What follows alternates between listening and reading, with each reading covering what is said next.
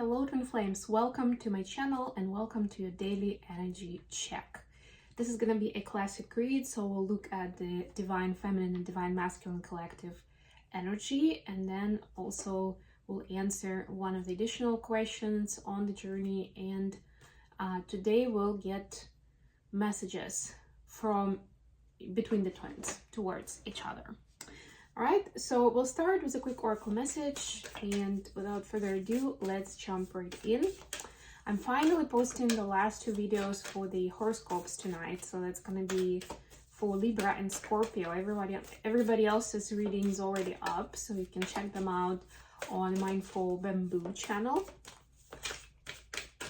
And if you feel like it only scratches the surface and you want something bigger and better and more specific to your situation, that of course I highly recommend doing a personal. You can also order it for somebody else, because when you're ordering on the website, it's basically you've ordered like a product, you know, like it's a service in this case, and then you can just let the other person, like whoever you ordered for, just send me an email and say, okay, this order is for da da da da da, and let that person reach out to me to arrange when it's gonna happen, you know, and the details basically. So feminines, you've got full moon in Taurus message. Your dreams need a practical plan. Yes, Taurus is a very practical sign. You know, we say that it's great to have, and this is very much, to me, is connected to the theme I've been talking about this week, around the rebirth, around creating a new blueprint, around this Sagittarius season that we're in. And what this is saying is, while it's great to have dreams and like the wide strokes kind of like sketch of what it might look like, it needs to come down to a practical plan at the end of the day. It doesn't mean that the plan includes all the different layers and points and you know exactly how you're going to do it, but as much as you do know where you have confidence, where it feels good, you need to at least plan that out and start taking action. Sorry, there's one card that, yeah, was facing the other way and it was bothering me because I saw it. This is a great deck, Monology. I love it. It's a classic. Borrowed it from a friend and I've had it for a couple of months now and I'm really happy with it. Masculines, your message is devoid of course moon. Nothing will come of this situation. Yeah, so if you are questioning and like for you, maybe something doesn't actually feel good, but it looks good on paper, or it was a referral or recommendation from someone else, or you read the good reviews, right? And it's like you're struggling to make that decision between your heart space and your head space, right? So this is your confirmation that nothing will come of this situation. Oh wow, that was pretty big. The cards start flying. I'm gonna be using the Souls on Fire deck, by the way. I haven't used it for a long time. It may not be the most vivid and beautiful in terms of the artwork, the way that we like to see it, the way that I like to see it myself. I'm pretty conservative with the art, but first of all, it looks like children's drawings, so it calls directly to the inner child energy. And secondly, it's quite a fun deck, you know. It feels very positive to me at the very least, so I appreciate it for that. And sometimes you just want to do something different, you know, for a change. Never hurts. So Four of Pentacles is the bottom of the deck here. What do you not want to let go of? What seems like part of your stability, something that you're used to and you wouldn't let go even if you know that something better may come along. That something better may come along and this something is already in your space. You already know it. And that's the difference. Clear Fire, Six of Cups. Right, something from the childhood. I was just talking about connection to inner child, right? So something from childhood normalized a certain behavior or a certain expectation or a certain setting in your life.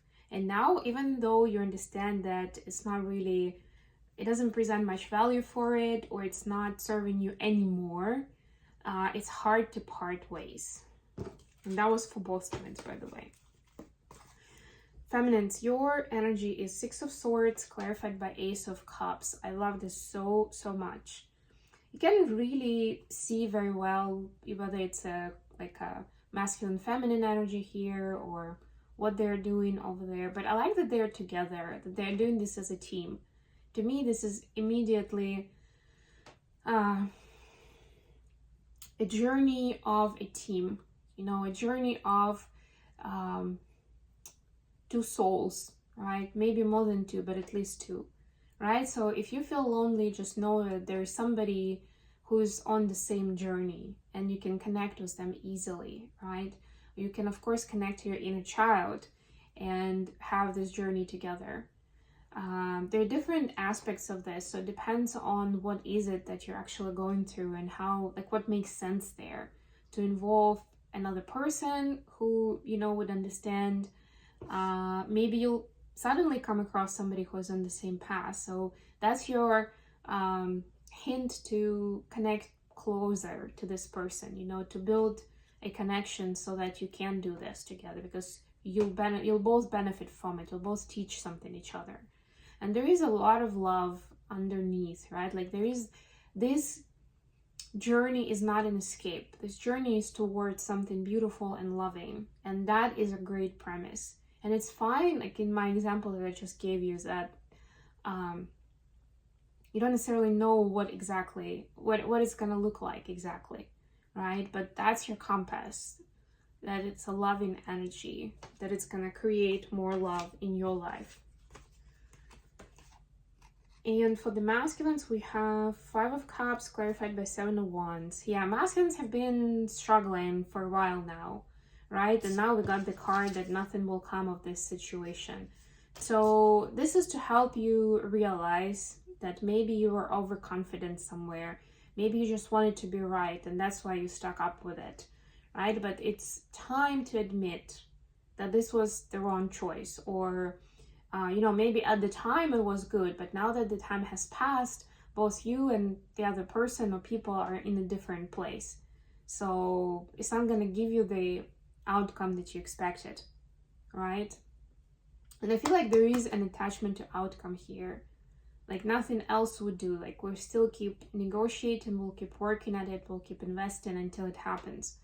But think about it for a moment in a detached way.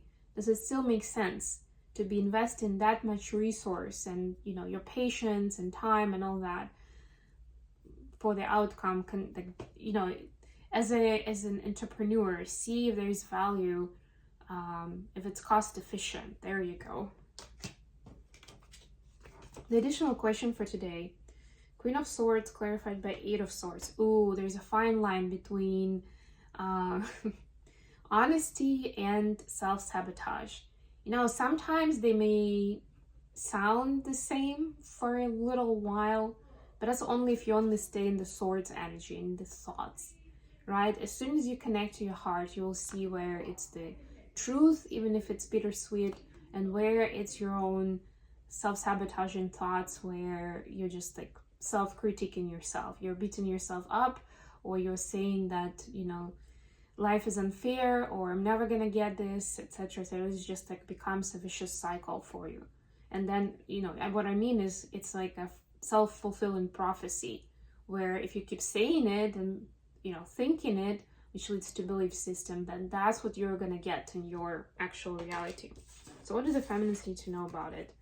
Eight of Wands and the Tower. Ooh, some new communication is coming in, where you will see, you'll be able to discern this difference between the truth and self-sabotage, right? But it's going to be very sudden, and it may be, I'm hearing for some of you, it will come at a point where you won't be able to save the situation. Like if you've been self-sabotaging it, but you're thinking, okay, I still have time, you know, to go for this project, to connect with this person, to tell them how I feel, right? That you may find that by the time you got clarity and you became confident that you want this, the person is not available anymore. That situation is not available because maybe the other person partnered with someone else, or they left town because you know, they couldn't get a yes from you and now they're not going back. Something along those lines. So just be prepared for that. For masculines, we have Two of Cups clarified by Nine of Swords and still some anxiety. For masculines, this is very much connected to the soul connections, and this could be the feminine, of course, but not limited to that. Any other soulmate that you've had where, you know, it felt like there was a lot at stake, like it was a very important relationship, and then you drove yourself crazy with it, pretty much, right? So this is now for you to see of how you did it, how basically you ruined it, but not to be in the guilt and shame, not to be in the anxiety space, but to learn and to see how can you avoid doing that in the future, or maybe even repair a situation with someone from the past. We are in Mercury retrograde after all, so reconciliation is one of the themes of the retrograde. Messages from feminines to masculines. We see Queen of Wands clarified by the Fool. Ooh. So the feminine is saying, I feel feisty, I feel brave, I feel like I've got a lot going for me in my life right now, so I want to take big chances, I want to take big swings at life. You know, I don't want to miss out on opportunities and chances to do something new and try something different and change the world, basically. So that's the ambitious goal that the feminine has these days. For masculines, message from masculine to feminine, we have Ten of Pentacles clarified by Hierophant. So masculines continue seeing that, you know, they're saying, Divine Feminine, I know you are the one, you are my person, and we're supposed to, you know, be wed together before the eyes of God, and this could go for whichever your belief system or religion is, and we need to create the community around us. We need to create legacy, right? Like that's something that we will be doing in the future. And the masculine starts seeing visions of that, maybe little glimpses here and there, but it starts to make sense how it could work out. Especially if before they saw that there were so many differences between the two of you, and they couldn't really see themselves being part of it for one or another reason, right? Now they're seeing that. But all of this is still pretty intimidating to masculine. So another thought that they have towards the feminine is, I still don't know how we're going to do it, but I know that we will. One day all of this will happen, and this gives me so much hope for the future and makes all these fights and all these challenges that I'm going through now worthwhile. So I would just add for myself that masculines really believe in divine guidance here, because everything you're going through is divinely orchestrated, and it's important to trust that, to surrender to that. It doesn't mean to be closed off. It means almost the opposite, to be open to the opportunities and to how things are going to play out. Not just controlling every aspect of it. Like, okay, this is what I want, so I'm just going to be drilling this way.